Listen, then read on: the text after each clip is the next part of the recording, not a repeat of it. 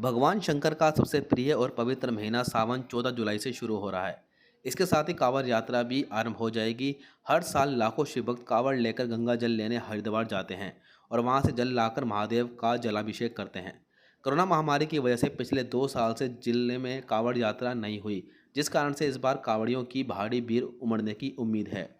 यही नहीं, कांवड़ यात्रा का हिंदू धर्म में विशेष महत्व है। कहा जाता है कि देवों के देव महादेव काफ़ी जल्दी अपने भक्तों से प्रसन्न होते हैं, लेकिन भूल हो जाने पर उतना ही जल्दी गुस्सा भी हो जाते हैं। इस यात्रा के कुछ कठिन नियम ही हैं।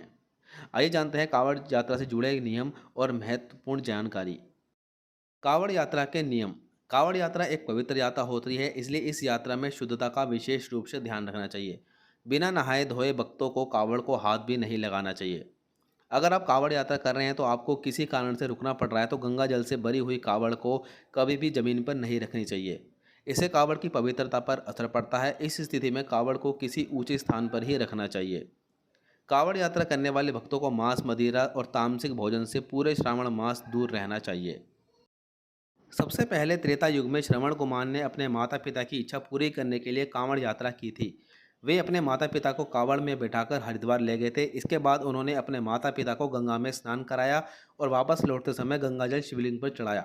तब से ही कांवड़ यात्रा की शुरुआत हुई थी। कुछ लोग ऐसे भी कहते हैं कि भगवान परशुराम ने गढ़मुक्तेश्वर से गंगाजल भरकर शिवलिंग पर चढ़ाया था और उसके बाद कांवड़ यात्रा की शुरुआत हुई थी। कितने प्रकार की होती है कांवड़ यात्रा। खड़ी कांवड़ यात्रा।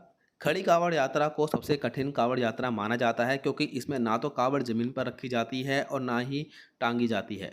शिव भक्तों को पैदल चलते यात्रा करते हुए कांवड़ को कंधे पर रखकर गंगाजल लाना होता है। किसी कारण से अगर भक्त को रुकना पड़े तो वह यह कांवड़ किसी अन्य साथी को दे सकता है। श्रृंगार कांवड़ यात्रा। कांवड़ यात्रा का यह काफ़ी अनोखा तरीका है। इसमें से भगत भगवान शिव की विभिन्न झांकियां निकालकर कांवड़ यात्रा निकालते हैं। इस यात्रा के दौरान भगवान शिव का श्रृंगार भी होता है और भगत भजन पर झूमते नाचते हुए गंगाजल लेने पहुंचते हैं। भगवान शिव की काफ़ी सुंदर प्रतिमा और झांकियां भी बनाई जाती है। डाक कांवड़ यात्रा। डाक कांवड़ में जब मंदिर की दूरी 36 से 24 घंटे के बीच रह जाती है तो कांवड़ यात्री गंगाजल लेकर दौड़ते हुए जाते हैं। एक थक जाता है तो वह दूसरे को पास कर देता है। डाक कांवड़ इतनी आसान नहीं होती, क्योंकि इस यात्रा को करने से पहले संकल्प लेना होता है। ज़्यादातर युवाओं में डाक कांवड़ का खास उत्साह देखने को मिलता है। ऐसे वीडियोज़ के लिए वीडियो को लाइक, शेयर, चैनल को सब्सक्राइब जरूर करें। ओम नमः शिवाय।